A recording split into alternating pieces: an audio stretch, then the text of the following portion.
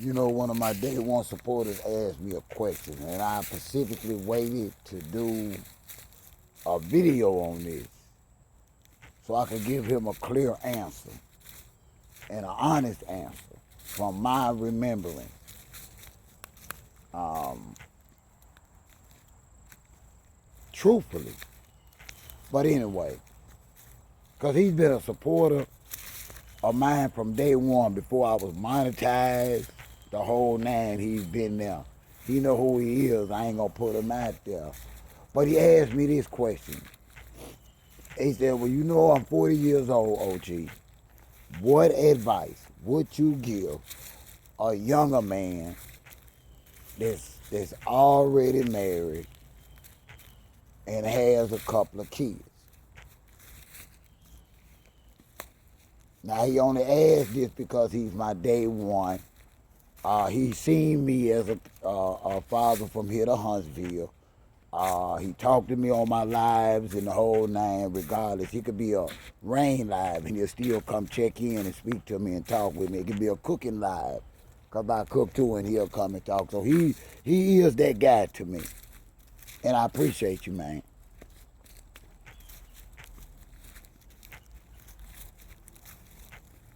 The best mentor in my life was my great Uncle Charlie. And I looked up to him. I ain't even gonna lie, y'all. He drank hard, he worked hard, and in today's standards, his behavior when he wasn't doing those things, he was gangster.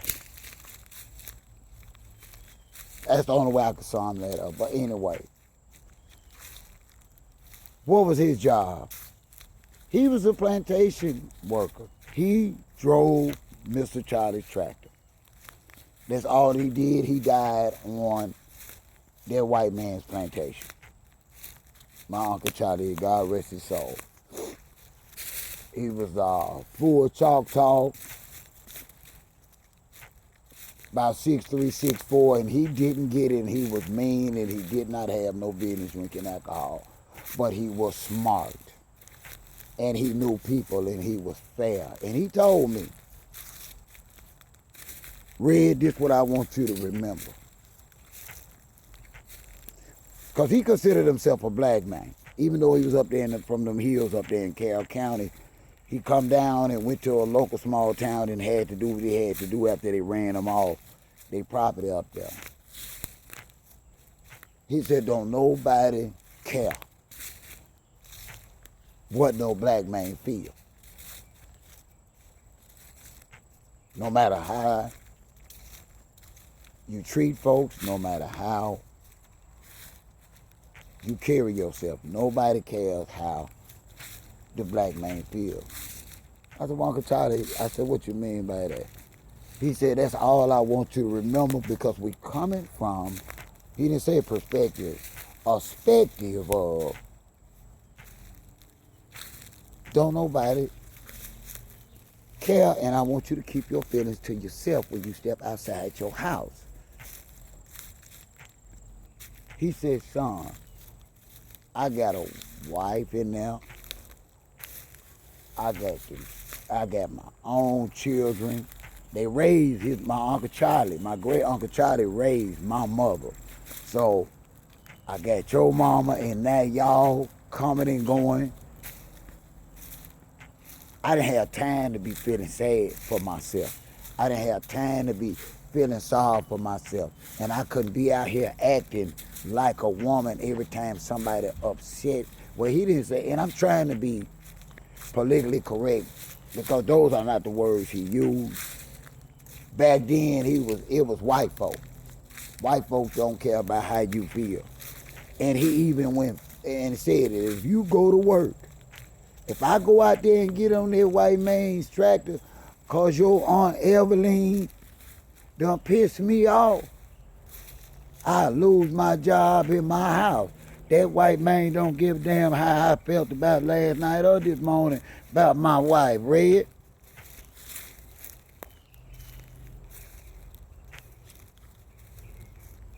He spit over there.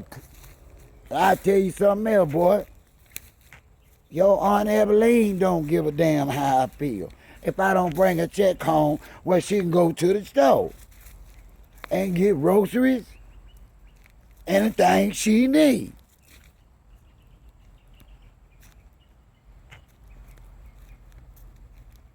I can't go home and tell Eveline I lost my job. Because I was mad at her last night. And we can't go to the grocery store and this white man want his house. Yeah, because when you stayed on a plantation, everybody in the house had to work. That's how I ended up chopping cotton. Every summer my mama sent me down here from Chicago. I didn't pick no chopped cotton, but I chopped my share. Anyway, and that's how it was. Everybody on the plantation, especially over the summer, had to work for the plantation owner.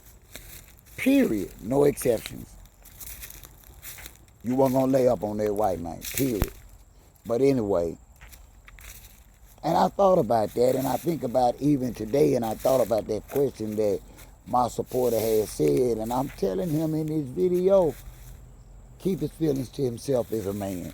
You got it, for one thing, you got to get you a real good confidant or friend and know it's not your wife. You got to remain fearless. I told him, you got to remain fearless in the eyes of your wife and children. You are their protector. So whether it's that time where you in the bathroom with the door closed, taking a shower, taking a dump, taking your dog walking, wherever you got to get your feelings out, my young man. Because he's 40, he's full grown man. Like I say, he got a wife and he's got children. And he's doing the thing. And I've also told all 6 of my sons this growing up, and all of them are grown. And I tell them, don't leave your family home and your feelings. I say, I've seen so many people lose their freedom, their life, and their jobs. Black men exposing their feelings, meaning doing what? They out there arguing with their boss or supervisor, don't know how to think or manage their way out of a stressful situation at work. They going to jail, they don't know how to manage their emotions. They done lashed out and did the wrong thing to a woman that they love and got kids with, not controlling their emotions. They done jumped in their car that they done worked all these years for to save, and got mad, jumped in his car, and drove reckless, and I got unnecessary tickets, and God forbid, done tore up your nice car. All because of you and your feelings. And I tell my younger, grown-ass young man subscriber that my advice to him, as well as any of y'all that respect my word enough to listen, as a black man, and I don't mean that to be racist, but I talk about who my community is, and they are black men. Get out your damn feelings. That's what I tell my sons, and any of them will be standing here right beside me right now, from the one that works in the federal joint to the one that's in lockup joint. They'll tell you.